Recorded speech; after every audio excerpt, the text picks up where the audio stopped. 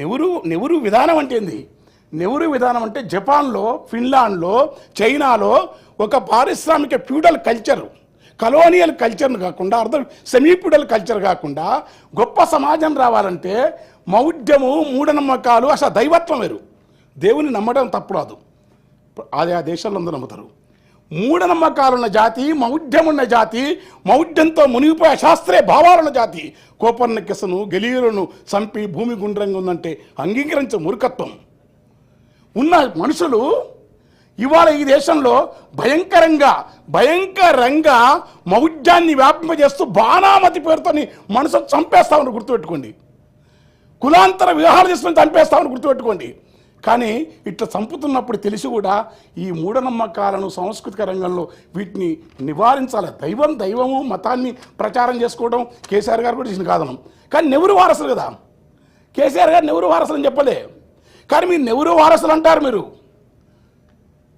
మీరు గొప్ప మా కోదండరామ్ సార్ గురించి మాట్లాడతారు, మీరు హరగోపాల్ సార్ వ్యాసం గురించి మాట్లాడతారు.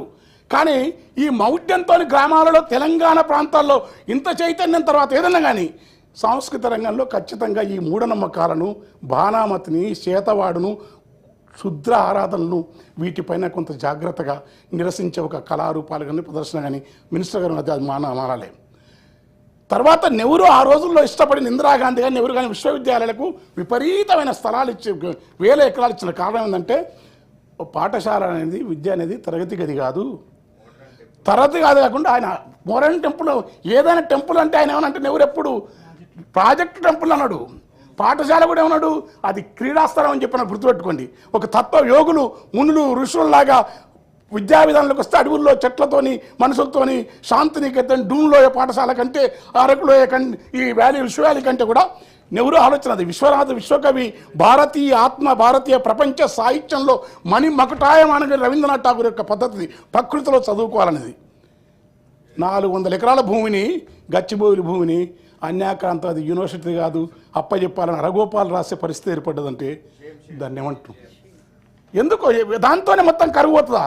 వేరే రకాలైంది. ఇంకా మనకు ఆదాయం తెచ్చుకోవడానికి బాగుంది, ప్రతిపక్షాలను మద్దతు కోరండి, మీరు ప్రశ్నించవచ్చు. 400 ఎకరాల భూమి, విశ్వవిద్యాలయం యొక్క భూమిని, పచ్చదనాన్ని అప్పచెప్పి మీకు సపోర్ట్ చేసి మీకు మద్దతు ఇచ్చిన హరగోపాల్ లాంటి వాళ్ళు కూడా యూనివర్సిటీలో పనిచేసినారు. కేకే రంగనాథాచార్యులు గొప్ప భారతీయ సాహిత్యకారుల్లో గొప్ప సాహిత్యకారుడు, కేంద్ర సాహిత్య రంగనాథాచార్యులు పనిచేసినారు. జీవి సుబ్రహ్మణ్యం అట్లాంటి యూనివర్సిటీని వల్ల దాని భూమి లాక్కుంటుంటారు. సంజయ్ బార్ ఎకానమిస్టు, మన్మోహన్ సింగ్కు కాకుండా అంతకుముందు చాలా పివి నరసింహరావు గారు కూడా ఆర్థిక అడ్వైజర్ ఉన్న సంజయ్ బార్ యూనివర్సిటీ చెందినవాడు, నాకు బాగా మిత్రుడు, మాకు బాగా పరిచయం సారు. అంటే ఇలాంటి వాళ్ళందరూ ఉంటే హెచ్ఎస్ శివప్రకాష్ అక్కడ గెస్ట్ లెక్చరర్ గారు ఇట్లా ఇది తీసుకుని, అందుకని ఇది ఆలోచించాలని చెప్పి కోరుకుతూ తర్వాత నేను ఇంకెక్కువ మాట్లాడాను. ఇక క్రీడలకు, కల్చర్కు చాలా తక్కువ. క్రీడలకైతే నాకు తెలిసి ఈ సాంస్కృతిక శాఖ 650 కోట్లు ఇచ్చినారు. మంచోటోడో పిల్లలు పోరాటం చేసినారు, జీతం ఎంత ఇస్తారో కళాకారులు మొత్తుకుంటున్నారు. నౌకరు లేని వాళ్ళకు ఇంకా కొన్ని అదనంగా నియామకం చేయండి. తర్వాత తెలంగాణ అంటేనే సంస్కృతి. తెలంగాణ ఎంత భూములు ఉన్నాయి, ఏం బట్ట కట్టినరు, ఎన్ని బిల్డింగులు ఉన్నాయి, ఇదిగా తెలంగాణ అంటే ఏంటంటే కాళోజీ.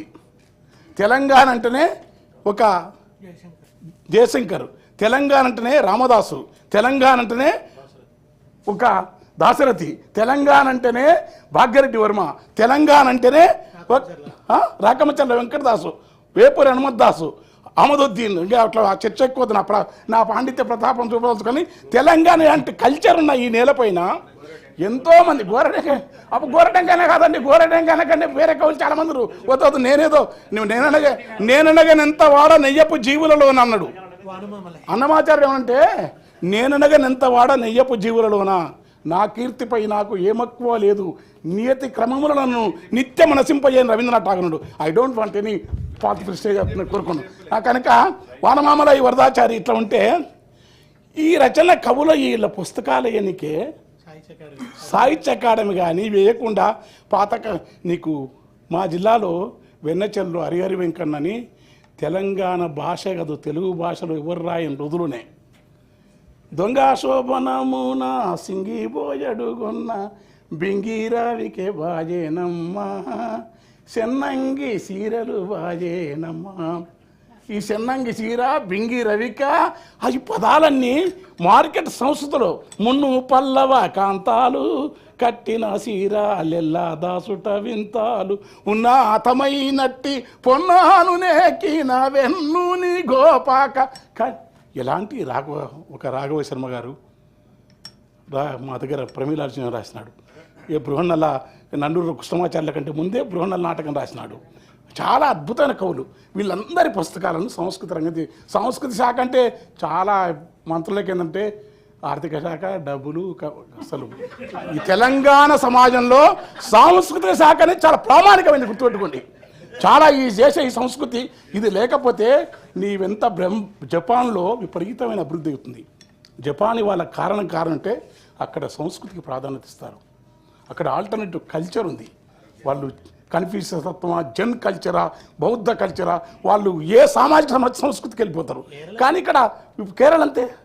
కానీ ఇక్కడ ఏమైందంటే మనకు సంస్కృతి అంటే దాని పట్ల మనకు భిన్న అభిప్రాయాలను కళాకారులు ఉండాలి, భిన్న రచనలు ఉండాలి. కళారంగానికి ఎక్కువ బడ్జెట్ కేటాయించాలని కోరుకుంటూ అకాడమీకి డబ్బులు ఇవ్వాలి. చివరికంటే హరితారం